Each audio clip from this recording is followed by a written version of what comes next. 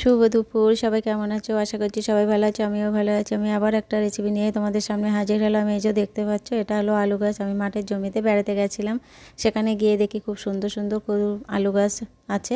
আমি কিছুটা কেটে নিয়ে এসেছি, কিন্তু 2-3 দিন আগে নিয়ে এসেছি, একটু নেতিয়ে পড়েছে, সেই তাজা ভাবটা আর নেই। যাই হোক, আমি কেটে নেব ধুয়ে, এবার রান্না করতে যাব। পুরো ভিডিওটা দেখার অনুরোধ থাকলো। শুকনো লঙ্কা আর রাঁধুনি ফোড়ন দিয়েছি, দিয়ে আলুগুলো আর পেঁয়াজগুলো একটু ভেজে নেব, অল্প একটু লবণ হলুদ দিয়ে আলু পেঁয়াজটা ভাজার জন্য।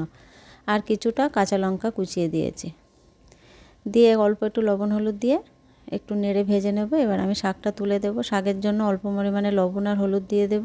শাকে সবসময় লবণটা হলুদ মানে কম দিতে হয়, কেননা শাকটা কমে একটুখানি হয়ে যায় পরে। ভাজাটা বেশ হয়ে গেছে, এবার আমি অল্প পরিমাণে একটু মিষ্টি দিয়ে নামিয়ে নেব।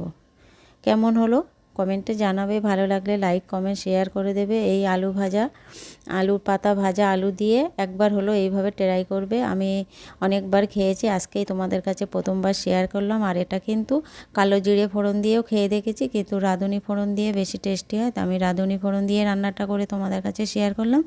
রেডি হয়ে গেছে, তুলে নিয়েছি। কেমন হলো কমেন্টে জানাবে। সত্যি খুবই সুন্দর হয় খেতে, একবার হলো খেয়ে দেখবে। আমরা গ্রামের মানুষ খেতে চাই না, কিন্তু সত্যি সত্যি অসাধারণ অসাধারণ সুন্দর হয় খেতে। রেডি হয়ে গেছে আমার রান্নাটা, গরম ভাতের সঙ্গে দারুণ।